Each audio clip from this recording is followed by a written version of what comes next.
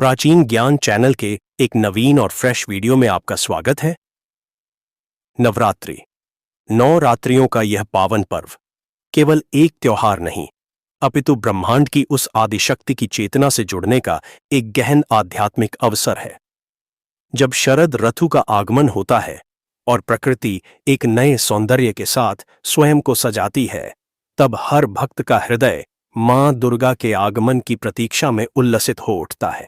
एक प्रश्न जो सहज ही हर श्रद्धालु के मन में उठता है वह यह है कि क्या इन 9 दिनों में देवी मां स्वयं हर घर में पधारती हैं, या यह उनकी सहचरियां, उनकी ऊर्जा की प्रतिरूप योगिनियां हैं जो पृथ्वी पर उनके प्रतिनिधि के रूप में आती हैं। इस प्रश्न का उत्तर अत्यंत गहरा है और इसे समझने के लिए हमें शक्ति के स्वरूप को समझना होगा। पराशक्ति, मां दुर्गा, कोई भौतिक शरीर नहीं है जो एक स्थान से दूसरे स्थान तक यात्रा करें। वह तो स्वयं संपूर्ण ब्रह्मांड है। वह कण कण में व्याप्त है, हर जीव में चेतना के रूप में और हर अणु में ऊर्जा के रूप में वही स्थित है। वह सर्वव्यापी है, सर्वज्ञ है और सर्वशक्तिमान है। इस दृष्टिकोण से वह तो सदैव ही हमारे साथ, हमारे भीतर और हमारे चारों ओर उपस्थित है। उन्हें कहीं से आने या कहीं जाने की आवश्यकता नहीं है। फिर नवरात्रि में उनके आगमन का क्या अर्थ है? नवरात्रि में मां के आगमन का तात्पर्य है उनकी ऊर्जा का इस पृथ्वी पर सघन हो जाना। यह वह विशेष समय होता है जब ब्रह्मांडीय ऊर्जा का प्रवाह पृथ्वी की ओर अत्यधिक तीव्र हो जाता है। जैसे सूर्य सदैव आकाश में होता है, किंतु सूर्योदय के समय उसकी किरणें पृथ्वी को सीधे स्पर्श करती हैं और अंधकार को मिटा देती हैं। ठीक उसी प्रकार मां की शक्ति तो सदैव विद्यमान है, परंतु नवरात्रि के 9 दिनों में उनकी कृपा, उनकी चेतना और उनकी शक्ति की प्रत्यक्ष अनुभूति करने का अवसर सहज हो जाता है। यह एक विशेष आध्यात्मिक संधिकाल होता है जब साधक की साधना का फल शीघ्र मिलता है और भक्त की पुकार सीधे उन तक पहुंचती है। अब प्रश्न उठता है योगिनियों की भूमिका का। योगिनियां कौन हैं? तंत्र और पुराणों में योगिनियों को देवी की सहचरी, उनकी शक्ति का अंश और उनकी गणिकाएं बताया गया है। वे स्वयं देवी नहीं हैं, किंतु देवी से भिन्न भी नहीं हैं। वे उसी आदिशक्ति के विभिन्न स्वरूपों का विस्तार हैं। जैसे एक ही दीपक से सहस्त्रों दीपक जलाए जा सकते हैं और सभी की ज्योति का मूल स्रोत एक ही होता है, उसी प्रकार आदिशक्ति दुर्गा अपनी ही ऊर्जा से अनगिनत योगिनियों को प्रकट करती हैं।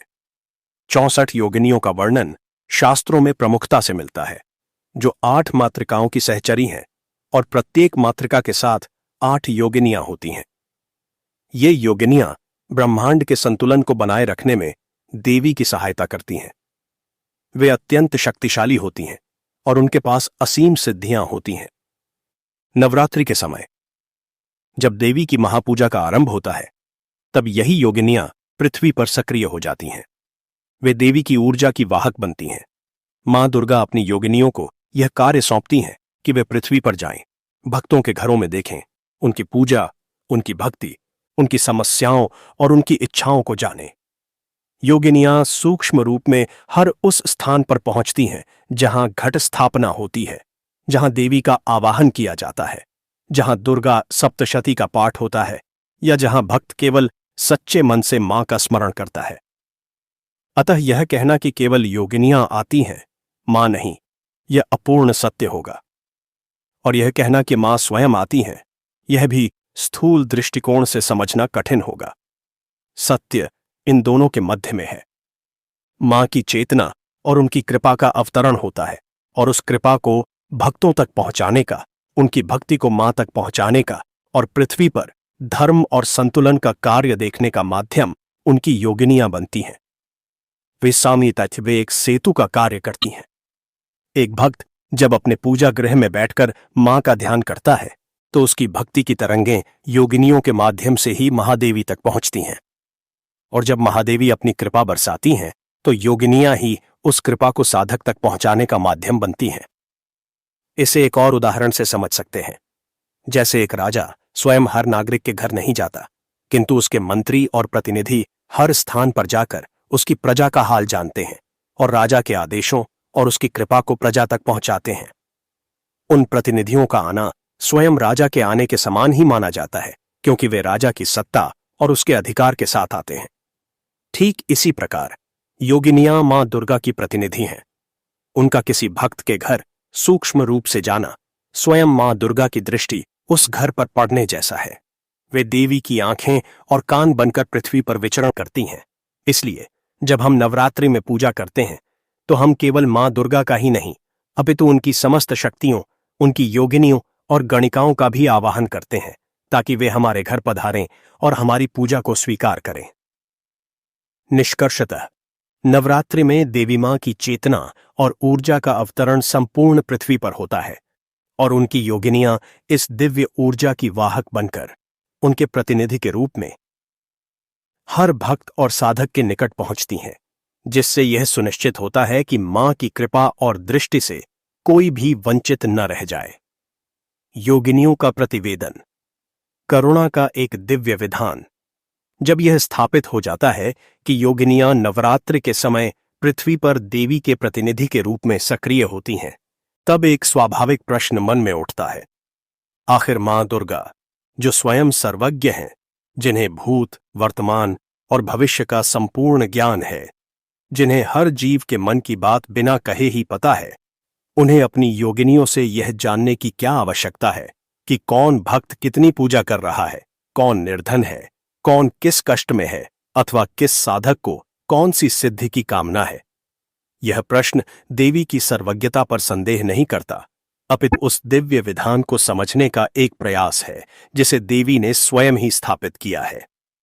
इसका उत्तर देवी की लीला और उनके करुणा के स्वरूप में छिपा है। यह संपूर्ण सृष्टि उनकी लीला का ही एक अंग है। वह चाहें तो एक क्षण में ही सब कुछ बदल सकती हैं, किंतु उन्होंने कर्म का सिद्धांत बनाया है। उन्होंने प्रकृति के नियम बनाए हैं और उन्हीं नियमों के अनुसार सृष्टि का संचालन करती हैं। इसी प्रकार उन्होंने अपनी पूजा और कृपा का भी एक विधान बनाया है। योगिनियों द्वारा भक्तों का हाल जानना इसी दिव्य विधान का एक महत्वपूर्ण हिस्सा है। यह उनकी करुणा का ही एक स्वरूप है। इसे कुछ बिंदुओं के माध्यम से समझा जा सकता है।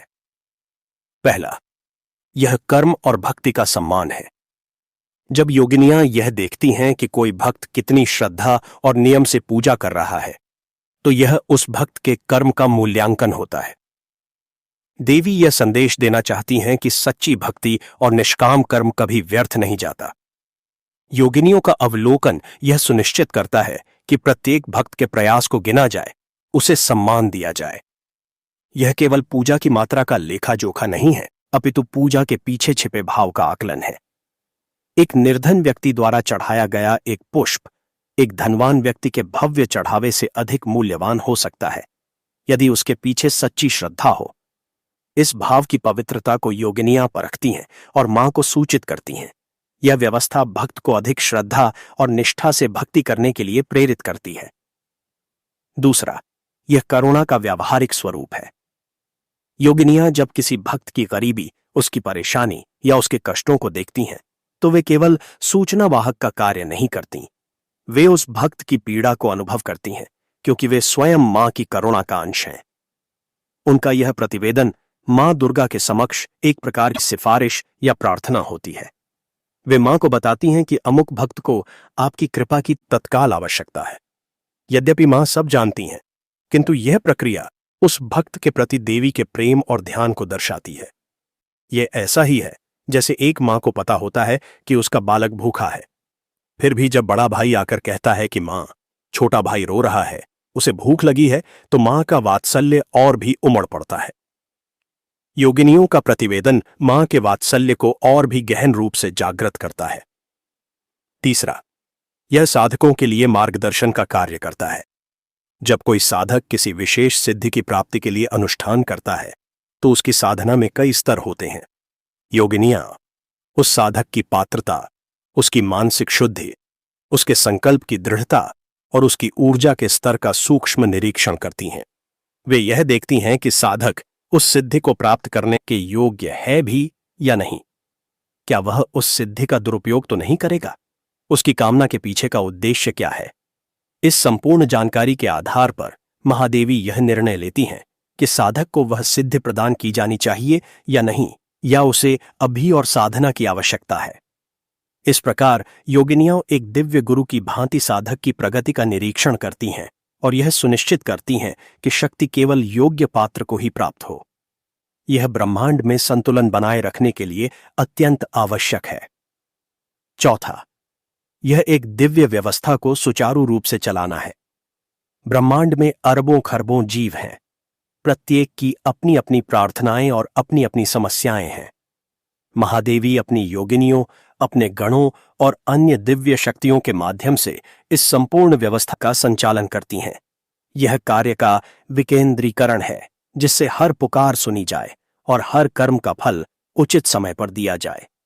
योगिनियों को यह दायित्व सौंपकर मां दुर्गा ने अपनी प्रणाली को और भी प्रभावी और यह कार्य का विकेंद्रीकरण है, जिससे हर पुकार सुनी जाए और हर कर्म का फल उचित समय पर दिया जाए। योगिनियों को यह दायित्व सौंपकर मां दुर्गा ने अपनी प्रणाली को और भी प्रभावी और पारदर्शी बनाया है।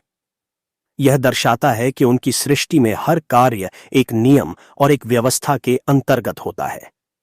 अतः योगिनियों का मां दुर्गा को भक्तों का हाल बताना उनकी सर्वज्ञता पर प्रश्न चिन्ह नहीं लगाता, बल्कि उनकी करुणा, उनके न्याय और उनकी व्यवस्थित कार्य प्रणाली को दर्शाता है। यह एक ऐसा विधान है जो भक्त के कर्म को सम्मान देता है, पीड़ित के प्रति करुणा को प्राथमिकता देता है, साधक की योग्यता को परखता है और अंततः धर्म और संतुलन की स्थापना करता है। यह मां का अपनी सृष्टि और अपने भक्तों के साथ जुड़े रहने का एक सुंदर और रहस्यमयी ढंग है। योगिनियां, आदिशक्ति की गुप्त संदेशवाहिका। योगिनियों की भूमिका केवल भक्तों की जानकारी महादेवी तक पहुंचाने तक ही सीमित नहीं है। वे एक दो तरफा सेतु हैं। जिस प्रकार वे भक्तों के संदेश, उनकी पूजा और उनकी पीड़ा को मां तक ले जाती हैं, उसी प्रकार वे मां के संदेश, उनकी कृपा, उनके आशीर्वाद और यहां तक कि उनके दंड को भी भक्तों और संसार तक पहुंचाती हैं। वे आदि शक्ति की गुप्त और प्रत्यक्ष दोनों ही प्रकार की संदेशवाहिका हैं। उनकी यह भूमिका अत्यंत महत्वपूर्ण और बहुआयामी है। योगिनियां देवी के संदेशों को संसार तक कैसे पहुंचाती हैं? इसके कई माध्यम हैं। सामान्य भक्तों के लिए यह संदेश प्रेरणा के रूप में आता है। जब कोई भक्त किसी दुविधा में होता है और सही मार्ग के लिए मां से प्रार्थना करता है, तो योगिनियां ही उसकी बुद्धि में एक प्रकाश की किरण की तरह सही विचार या प्रेरणा उत्पन्न करती हैं। अचानक से किसी समस्या का समाधान सूझ जाना या किसी गलत कार्य को करने से मन का हट जाना, यह देवी का ही संदेश होता है, जिसे योगिनियां हम तक पहुंचाती हैं। दूसरा माध्यम है स्वप्न। योगिनियां अक्सर साधकों और भक्तों को स्वप्न के माध्यम से मार्गदर्शन देती हैं। वे स्वप्न में आकर भविष्य में होने वाली किसी घटना का संकेत दे सकती हैं, किसी आने वाले संकट से सावधान कर सकती हैं या साधना में आगे बढ़ने का कोई गुप्त मार्ग बता सकती हैं। ये स्वप्न सामान्य स्वप्नों की तरह नहीं होते। वे अत्यंत स्पष्ट और यादगार होते हैं और जागने के बाद भी उनका प्रभाव बना रहता है। यह देवी का अपने भक्त के साथ संवाद स्थापित करने का एक बहुत ही प्राचीन और प्रभावी तरीका है। तीसरा माध्यम है संकेत। प्रकृति में दिखने वाले विभिन्न संकेत, जैसे किसी विशेष पक्षी का दिखना, कोई विशेष ध्वनि सुनाई देना या पूजा के समय दीपक की लौ का विशेष प्रकार से जलना, यह सब भी योगिनियों द्वारा दिए गए संकेत हो सकते हैं। जो भक्त श्रद्धा रखता है और जिसकी चेतना सूक्ष्म होती है, वह इन संकेतों को समझ सकता है। ये संकेत इस बात का आश्वासन होते हैं कि मां तुम्हारी पूजा देख रही है और वह तुम्हारे साथ हैं। इसके अतिरिक्त योगिनियां देवी की इच्छाओं को मूर्त रूप देने का कार्य भी करती हैं। जब देवी किसी भक्त की सहायता करना चाहती हैं, तो योगिनियां ऐसी परिस्थितियां उत्पन्न करती हैं जिससे उस भक्त का कार्य अपने आप बन जाता है। सही समय पर सही व्यक्ति का मिल जाना, अचानक से धन की व्यवस्था हो जाना या किसी बड़ी विपदा का टल जाना, यह सब योगिनियों द्वारा रची गई परिस्थितियों का ही फल होता है।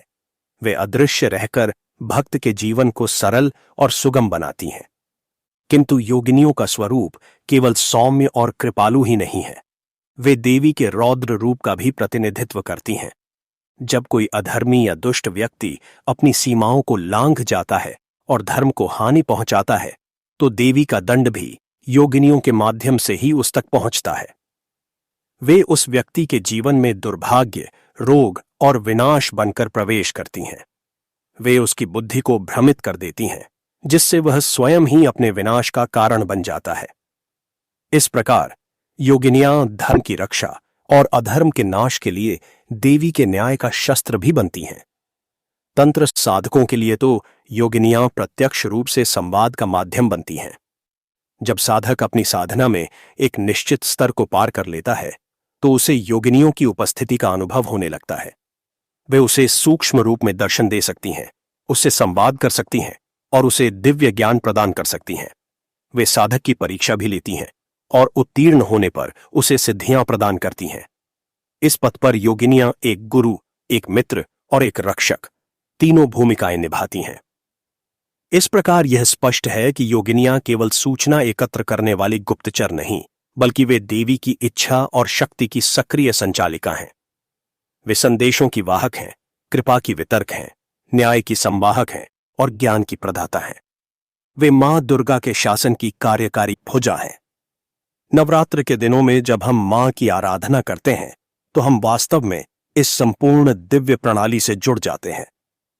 हमारी हर प्रार्थना योगिनियों के माध्यम से दर्ज होती है और मां का हर आशीर्वाद उन्हीं के माध्यम से हम तक पहुंचता है। वे मां और भक्त के बीच की वह अदृश्य कड़ी हैं, जो इस रिश्ते को जीवंत और सार्थक बनाती हैं। इसलिए एक भक्त को यह विश्वास रखना चाहिए कि उसकी कोई भी पुकार अनसुनी नहीं जाती, क्योंकि मां की योगिनियां सदैव उसके आसपास ही उपस्थित हैं, उसके हर भाव को देख रही हैं और उसकी हर आवश्यकता को मां तक पहुंचाने के लिए तत्पर हैं। दोस्तों, इस वीडियो को आगे शेयर करना न भूलना और सच्चे दिल से कमेंट में लिखे जय माता दी। माता रानी आपका स्वागत है। धन्यवाद दोस्तों।